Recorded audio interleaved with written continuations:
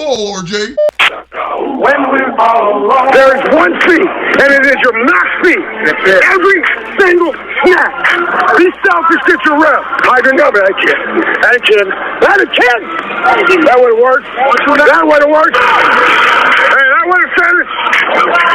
One shot. That a kid. Do your job 3 reps in a row. Here we go. Speedy F3. 1, 2, 3. Next play. Next play. Next play. Let's go. Hey, don't get bored making plays, man. Don't get bored making plays. Let's go. You take away.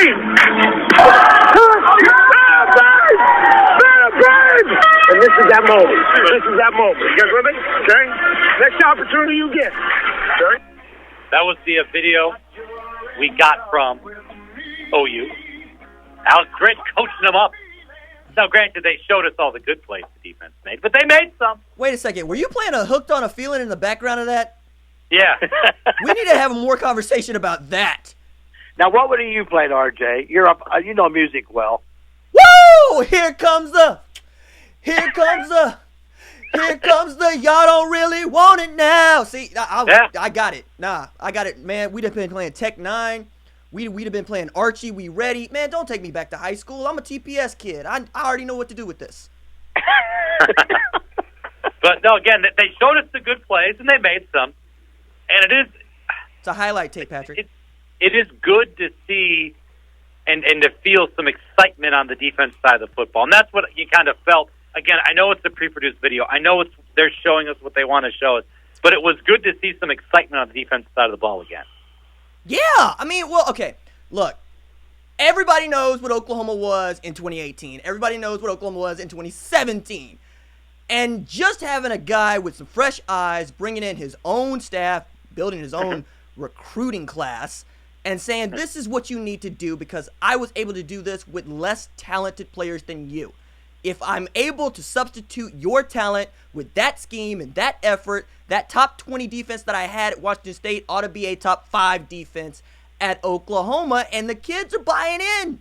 You know, and that's all you can ask for. Now it's spring, and spring is about hope and Easter and having a great time with the sun being out. But come fall, we're going to get to see whether or not this is any good. And I'm kind of revising my situation in my statement about whether or not this defense is going to get tested come Texas.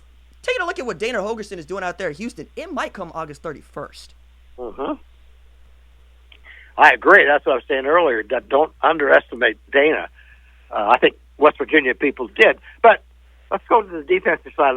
RJ, how many new starters do you think they'll have on defense? Not move to a different place, but guys that were starters last year that aren't now. I don't know, Dave. I'm not playing roulette right now, but you return Ronnie Perkins, you return Kenneth Murray Jr., you return Neville Gallimore, you return Kenneth Mann. I mean, look, you can go everywhere, and you can find you're going to have to start somebody new at safety, but not really because Chance Sylvie was out all of last year, so he's technically new, but not. I mean, you could actually start the same defense with a different scheme if that's what you wanted to do. Now, there are people that are going to be upset about that because some folks have had enough of Caleb Kelly. Other folks want to see Levi Draper get a shot, want to see Deshaun White get a shot, want to see Jalen Redmond completely healthy, right, and going after that spot with Ronnie Perkins. But you never know. Somebody's always going to get hurt. Things happen over the summer. I'm not ready to say that anybody is going to start new. Now, I can say I think that they're going to have players in different places, and that's going to be really interesting, right? Because there's this talk about whether or not Kenneth Murray Jr. is actually a Mike linebacker. Is he a better Will? Is he a better rush linebacker? Is he a better Sam? I just know that guy needs to be on the field. And when you're talking about at corner, you're bringing in a lot of kids to compete. But Parnell Motley has the inside track. Trey Brown has the inside track. Trey Norwood could move to nickel and play over there to give some depth to Buki. Maybe you move Patrick Fields to free safety. I mean, you got a lot of options here, and that's what you want if you're the coordinator. Talked a lot about speed, D. They're going to, everyone says that. OU try to get a lot more speed on the field. And that's the thing that I was talking about earlier. I felt OU has talent. Their guys have physical talent. They've had physical talent the last few years. It's obviously developing that and putting that talent in a position to succeed is going to be the biggest job for Alex Grinch and his staff this year to me. See, Master P, that is your fire Mike Stoops. You've been on that one for 5 months. You're like, no, I'm looking at the roster. I look at the 24/7 composite. I see the stars next to the kid's name. I see the kids that they're putting in the defense. At their pro days. Yeah. And what guys do at their pro day, the combine. That's why I say the physical talent is there. I think we all agree you can have physical talent and not be a good football player. I don't think that's the case with these guys, though. Well, and I think also you bring in a different mindset because I don't, you watch the channel or you don't. But Dennis Dodd got this really great nugget out of Alex Grinch talking about how are you convincing the kids to strip the football because that is their 1B. Get takeaways, and you get takeaways by stripping the ball. So they're giving candy to the kids who have the most strip attempts. So you're going to see a lot of lawn mowing next year. You're going to see, you're either going to love it because it's feast or famine. You're going to get the ball out. It's going to get on the ground. You're going to go get it. And it's random who gets fumbled. We've statistically looked that up. But you're also going to see a lot more missed tackles if they're just trying to rip the ball out because it's giving king-size candy bars to the kid with the most strip attempts. And they're telling kids to fly to the football and try to rip it out of somebody's hands as opposed to, knock them down, put them on the ground. And that is going to rub some people the wrong way. But, if it gets you a different side of mindset and it gets you to your 24, 25, 30 takeaways in a season, maybe you take that. RJ, when you talk to some of these kids that they're recruiting now, how much do they bring up the recent success, like the 2 Heisman winners, or the fact Jalen Hurts is there now? Does that even matter to these young guys? Do they see that? No, I mean, they think it's cool that they get to take their picture with Lincoln Riley and get to take it next to the Heisman Trophy. But what they come back saying is, I like the atmosphere. Like, I'm like, for instance, an offensive lineman is not going to win a Heisman Trophy, right? An offensive lineman has one shot at winning an individual award, right? What they say is, how do I feel about being there? How do my parents feel about being there? And that's going to be a deciding factor for me. I mean, many times it's coming down to what mom has to say about the university. And if mom likes the feel of what's going on there, you're probably going to get the kid, right? I mean, dad is a football dad for the most part. And there's give and take here. But what they say is, I feel good about it. I feel like I am an individual. I feel like I'm going to get coached in the right way, and I'm going to have an opportunity to play. But more than that, when I walk around campus, when I talk to support staff, everybody is welcoming, and that family word gets thrown out there a lot. Now, I know fans like to hear that, but it's also the biggest tool that Lincoln Riley has at his advantage. I mean, we focus on the statistics. We focus on the individual awards. We focus on who gets into the draft and who gets to the second contract. They focus on how do I feel as a 17-year-old when I walk onto campus. RJ Young, OUinsider.com. Fight me with RJ Young. Find him on YouTube as well. We talked a ton about the defense. Let's squeeze in a little bit of offense with spring practice. I was reading Brandon Drum. He obviously put out his news and notes. Talked about, CeeDee Lamb has been playing well, but, Trajan Bridges playing well, maybe a chance to return some punts as well, some special teams guys. That's the thing about OU and their special teams.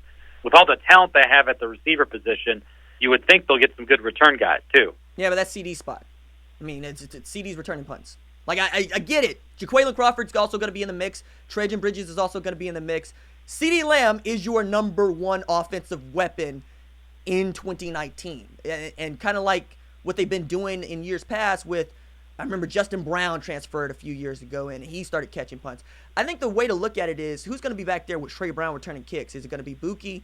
Is it going to be TJ Pledger? Is it going to be Jaquaylin Crawford? Could it be Trajan Bridges? You have speed, right? And I think with Shane Beamer on the staff, you have an opportunity to actually score points with your special teams. But I'm more interested in the running back situation and the bevy of wide receivers and what you're going to do with this, because it feels like you want to have some inside receivers, but you don't necessarily need them. And if you're going to run with the Y, right, which is your tight end, as opposed to your H, which is your slot receiver, I'm really interested to see if you're going to flex out Kennedy Brooks, if you're going to flex out a Trey Sermon. Is Trajan Bridges going to get a shot there? Nobody's heard from Drake Stoops. Everybody liked him in that game that he showed out. You got a lot of options, right? And it's spring ball, so we won't really know a lot. But the things that we do here are good things. Not a fan of Derek Carr, RJ Young. I'm not a fan of anything that the Raiders have done outside of Antonio Brown. I mean, you traded Khalil Mack, and then you said, no, we got draft picks. And now you stacked up with Derek Carr, Nathan Peterman, friggin' Nathan Peterman? Come on, man. And now you got Mike Glennon, And, Landry, right? But people are like, Landry got the inside track. He played with Antonio Brown. That's not how John Gruden's mind works. That's not how this works. Go draft a quarterback. Well, I'll say, Carr's had some success in the past. Maybe they can rekindle it with a better receiver. Man, if you want to look at people who had success in the past, then go get Blake Bortles. Is that how you really feel? I mean, like, are you trying to win? I don't know. They are. Well, I think the Raiders, they don't care about next year. It's their first year in Vegas. They're going to try to win. That's what they care about. I'm tired of that. Like, that's life. No, forget life. Are you here to win championships, or are you here to own a team? Because as the person who watches football for the X's and O's and for winning and losing, I'm here to win championships. I don't care about you stacking draft picks. Watching the 76ers do the process in the NBA for the last 6 years, I've lost my mind. Because at the end of the day, I don't own a team, so I'm not going to get to be over here counting my money. I want to see championships. And that's the same thing with being an OU fan, right? Their process got them the 3 seed in the East. Oh, my goodness. All right. Okay. I agree. Yeah, that's not working. Hey, good stuff, man. We'll chat Thursday. Thanks, RJ. All right, fellas. Appreciate it. Excellent. We get RJ angry, then we have to